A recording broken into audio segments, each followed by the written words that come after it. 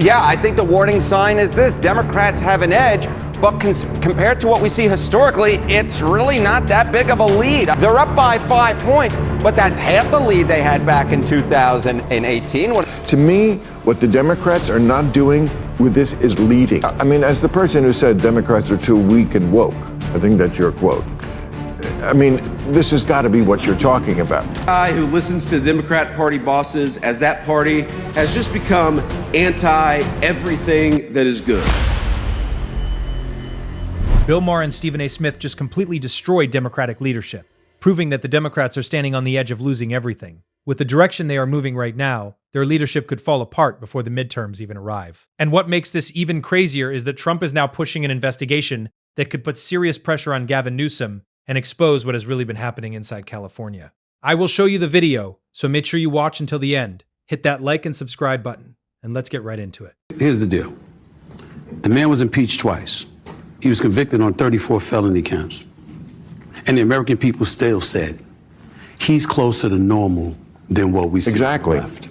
That's what they're saying. He's closer to normal. Why? Because something that pertains, when you talk about the transgender community, for example, and you're talking about the issues that pertain to less than 1% of the population, the Democratic Party came across as if that was a priority more so than the other issues. And so he comes into office. Now you're talking about childbirth, citizenship, and what have you. He knows that's not going to pass the mustard, but he knows that he made that promise. So when he shows up week 1 on Capitol Hill and he says, this is what we're going to do through an executive order, even though it's going to be shot down through the courts and what have you, he's saying, I kept my promise. A lot of other things that he's going to point to that he's going to try to do. I kept my promise. Then you turn around and you look at the left and you say, what promises did you keep? Now, you might know the answer to that. I'm certainly not questioning your knowledge about that at all. What I'm saying is what resonated with the voter. What voter out there can look at the Democratic Party at this moment in time and say, there's a voice for us, somebody that speaks for us, that goes up on Capitol Hill and fights the fights that we want them fighting on our behalf. They didn't do that. And that's why their behinds are home and that man is back into the White House. And they want to sit up there and talk. You look at the networks right now, they're talking about him. Look at it. This is the latest. Look at him. Here he goes again. Well, you know what here he goes again means? He's doing what he said he was going to do. He promised you he was going to do these things, and he walked into office week 1, and that's exactly what he's doing. And he's saying, y'all do something about it. And when you try to do something about it, he's going to say, look at them now. Now they're concerned about these issues. Were they talking about that during the campaign? Hell no. That's really it. Yeah. Well, yes. And with that being said, the Democrats are not really in a position to lead right now, especially with all the fraud allegations and corruption questions being exposed around them. They're just incredible role models, and their values are American values, and we need to revive those and provide hope to everybody. We heard from the governor, but we haven't heard from you yet about this investigation. What do you want to say? I'm just so grateful for this inspiration and leadership. We need more of this. Hey, this is stuff that happens in other countries. That's all I'll say. Happens in other countries. Who wants to go after me, go after me. It's nice to see both of you. Madam First Lady, it's great to see you. Thank you, Governor. Thanks. Thanks a lot. Katie, I mean, when you look around, everybody is down here. I'm going to just... And for the people who are curious why Gavin Newsom's wife is being brought into this, here is the proof straight from Spencer Pratt's video. Well, all last summer I warned you.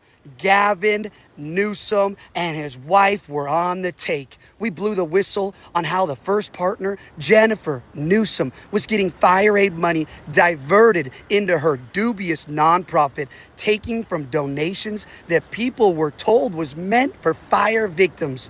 When we broke that story, what did they do? Well, they just deleted her NPO from the list of donor recipients on the fire aid website and lied about it ever happening. Well, now we are finding out that Gavin's wife has personally netted over $4 million through this nebulous organization, Cal Volunteers, a weird NPO that Gavin simply made up for her within the office of the first partner. But nobody can fully explain what they actually do. Well, now it's a pretty California thing for rich dudes to make up fake businesses that burn money so their wives can stay busy and keep distracted from their affairs. But normally it's like a boutique fashion store that the husband doesn't mind losing 20. And just to give a little clarification, Gavin Newsom's state funding includes around $128 billion for schools and community colleges. But out of that, $1.4 million was sent to a nonprofit organization connected to Jennifer Siebel Newsom, Gavin's wife, through her role as first partner. And meanwhile, they want everyone to believe Trump is the one responsible for all of this, like he is the one taking their money or creating the mess inside California. In recent days, federal agents have knocked on the doors of family, friends, and former employees. Not because they found a crime, because they're simply trying to find one. They're demanding records. They're abusing the grand jury process, digging through years and years of random documents. Donald Trump isn't just coming after me because of my mean tweets. He's coming after me because I'm considering running for president, because he hates that I've consistently called him out over and over again for his lies and deceit. Donald Trump is simply the most corrupt president in American history. He's turned the levers of government into his own personal power ministries to reward cronies and to try to jail his opponents. His personal attorney now runs the Department of Justice, which has repeatedly gone after his political enemies. Ask Jerome Powell. Sent them after James Comey, Trish James, Adam Schiff. He sent them after Tim Walz, and a woman that a jury found Donald Trump had sexually abused. One by one, anyone who has challenged Donald Trump has ended up on his hit list. And today, I proudly join that list. After calling for my arrest last year, Donald Trump directed his Department of Justice to investigate me. And just in the last week, I've learned that his campaign has reached my own home. To get me, he's coming after my wife. See, right here, he's basically admitting that the scrutiny is starting to get to him. California has lost billions to fraud, waste, and mismanagement under his watch. We are talking about unemployment scams, unaccounted homelessness spending, questionable nonprofit money, inner circle connections, and so much more. And now that attention is finally landing on Gavin Newsom and Jennifer Siebel Newsom, suddenly he wants to play the victim and act like this is all about mean tweets. But that is not the real issue. The real issue is where the money went, who benefited from it, and why Californians are still paying the price while the people in charge keep pretending they are the victims. And what is crazy is that Democrats will never take their hands off Trump. No matter what happens in their own state, no matter how much corruption gets exposed, they always find a way to blame Trump for everything. And it is not just that. Like, I see so many people are upset about him building a ballroom. I could give a fuck.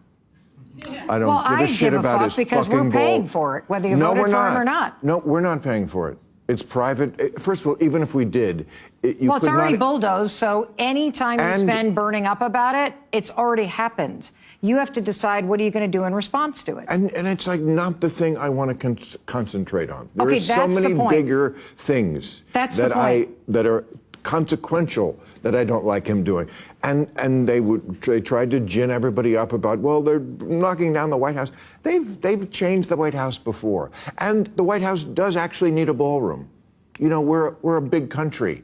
We were having state dinners and people were like under a tent. I've had better parties than that. So I'm not, but I still do think you have to choose your battles. You have to pick what you get upset. Yes, so if... And what is crazy is that now, with all this fraud and corruption being exposed, Democrats really have no option left. And at this point, almost nobody on their side is willing to say what is really happening, except Stephen A. Smith. Speaking of, low IQ, I mean, a lot of people think Donald Trump is kind of low IQ and stupid. As a matter of fact, his former Secretary of State, Rex Tillerson, called him an effing moron. I'm not going to get caught up in that because I've seen. First of all, I used to talk to him for years before he was ever running for president. Folks didn't call it stupid then. When he was on Oprah Winfrey's show and he was friends with Whoopi Goldberg and others, people weren't calling him dumb then. A matter of fact, people was asking him if he would ever run for office because they thought he was smart and they thought he was bright because in all likelihood he probably was. At the end of the day, he's older now. He's 80 years of age. He might have lost his fastball. He might have lost his step. We don't have to get into all of that. That feeds right into their hands, Joe. You don't have to do that because they could easily debunk that. Well, with plausible deniabilities. We spend too much energy fighting futile fights. Let's focus on substantive stuff that we can definitively prove that will work to an advantage of anybody who is opposite him, as opposed to engaging in such frivolous. And this is exactly what they do. It is completely fine when they insult you, lie about you, and attack you every single day. But the second that same energy comes back at them, suddenly they want to cry victim. And what's crazy is that they love investigating Trump for fraud they cannot even prove, but they hate it when people start asking questions about the billions of dollars that disappeared under their own leadership. And this next clip proves exactly why they cannot stand it. And lastly, Michelle Obama is a man. Am I right, America? Our First Lady Melania is here. Look at Melania, so beautiful. Mrs. Trump, you have a glow like an expectant widow. All part of a personal rebrand that is being dubbed Melania Trump 2.0 and includes this official White House portrait that was apparently taken at the exact moment before her soul was sucked into the Phantom Zone. But all of this, folks, all of this makes me wonder, what can we expect from Melania Trump's second term, and when will we finally hear from her? Here to finally hear from her, please welcome First Lady Melania Trump. Well, good afternoon to you, Melania Trump. I mean, I was watching that in my office. First of all, it popped up on the screen. And I was like, what is happening here? And I was thinking, am I hallucinating? What the hell is going on? Whose idea was this? I had lots of questions. I mean, I guess one possibility is that it's a sign the war really is going that badly. We're certainly going to talk to John Kerry about that. That was the first of two policy twins that were born within the space of 1 hour in the Trump administration today. First Lady Melania Trump announcing as of 3:21 p.m. that she will be creating something called Be Best, which she described as an awareness campaign dedicated to the most valuable and fragile among us, our children. Less than an hour later, at 4:12. Very clear that Melania is in fact First Lady and that Ivana's claim is just attention-seeking and self-serving noise. See, that's interesting because the left has used the media and almost every legacy network to push only the stories they agree with and protect only the people on their side. That is why for years you barely heard anything negative about them, because anything that exposed their own corruption, hypocrisy, or failure would never make it past the gatekeepers. And through that process, they did not just damage public trust. They even destroyed networks like CNN because people started realizing they were not watching real journalism anymore. They were watching a political machine pretending to be news. When you see them talking freeform, like on those panel shows on CNN, you're like, oh, you guys are fucking retarded. Like, this is, you guys have some of the dumbest opinions. You're so uninformed. You're so ideologically captured. This is so not compelling. They've turned CNN into a fucking group podcast. That's a lot of the shows on CNN are bad podcasts with like shitty guests who, they're no nuance and they're yelling over each other. Exactly. It's a terrible format. No nuance whatsoever. And with the midterms coming up and everything happening right now, Gavin Newsom and the liberals are clearly terrified. As a Democratic Party, we have a lot of work to do to make up for our failures in the past. We got crushed in this last election. And now we're in a position where we are struggling to communicate. We're struggling to win back now the majority in the House of Representatives. And that's a big part of what I'm doing, not just today in terms of the work out here, raising money, but also raising awareness around how Donald Trump is trying to rig the midterm elections and how I fear that we will not have an election in 2028. I really mean that in the core of my soul, unless we wake up to the code red, what's happening in this country, and we wake up soberly to how serious this moment is.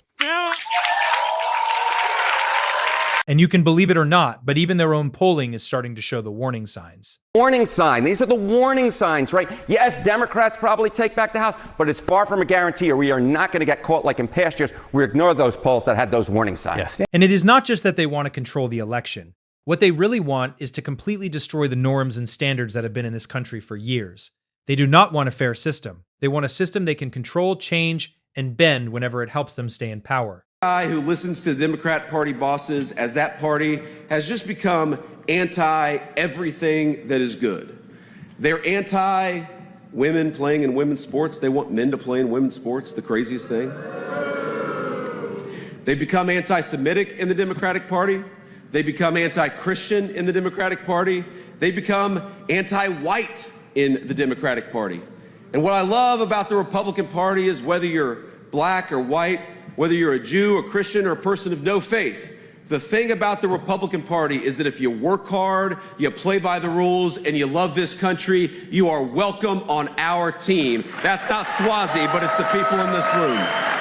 And with all the information in front of us, it is starting to look like what they really want is to see America completely trapped in chaos. Because for them, everything comes back to Trump. It does not matter what the issue is. The economy, elections, crime, the border, California, or corruption. Somehow they always find a way to make Trump the center of it. There is something called the Great American State Fair Festival that was planned. Now, this is not the same thing as the UFC event on the White House lawn. Don't get that. Or the race car track going around the city. Yes, but yeah, there's lots of exciting stuff in Washington going on. No, the UFC thing. Look, we have a redneck president. I'm sorry. We're just going to have to get used From to Manhattan. From Manhattan, a redneck from he just does redneck things. Okay, this is one of the things I don't give a shit about. But this other thing was not planned as a specific Trump thing or a specific MAGA thing, and they had some acts lined up. Not the greatest. The Commodores. Morris Day and the Time, they were pretty good. Commodores were good in the day. Very good, yes, that's true. That's Lionel Richie, right? Yeah. Okay. Well, he's not with them anymore. Right. Okay. Martina McBride, Brett Michaels, Young MC, C+C Music Factory, Milli Vanilli. I would not have left them on. I think it was just. I think it was just Vanilli. Right. Yes, it was just. Right. Because the other one was discredited for lip syncing. Right.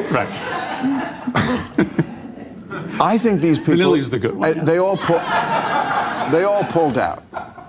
This is a question about what looks best for the Democrats, because I don't think that looks good. It looks like you are just what people say about you. You don't really love America. It looks like you think Trump is more important than the country itself. Now it's just a big MAGA rally, this whole thing, because they all pulled out. So now it's just Trump and Lee Greenwood. Wouldn't it have been better to play this gig? It's a month-long gig, lots of people, just celebrating America. Can't we all just celebrate America itself and leave Trump out of it? And once again, this is what Newsom had to say about it. Instead of answering the real question, he starts talking about something completely unrelated. Turning it into a big speech like that is supposed to distract people from what is actually happening. It looks like you are just what people say about you. You don't really love America. It looks like you think Trump is more important than the country itself. Now it's just a big MAGA rally, this whole thing, because they all pulled out. So now it's just Trump and Lee Greenwood. Wouldn't it have been better to play this gig? It's a month-long gig, lots of people, just celebrating America. Can't we all just celebrate America itself and leave Trump out of it? And mind you, this is the same man who thinks he can become president in 2028. I am sorry, but I have never seen the left actually look patriotic or serious about protecting America. Every time they get asked a real question, they dodge blame Trump or turn it into some emotional speech instead of giving people real answers. But let me know what you think about this in the comments. Hit that like and subscribe button if you love our content.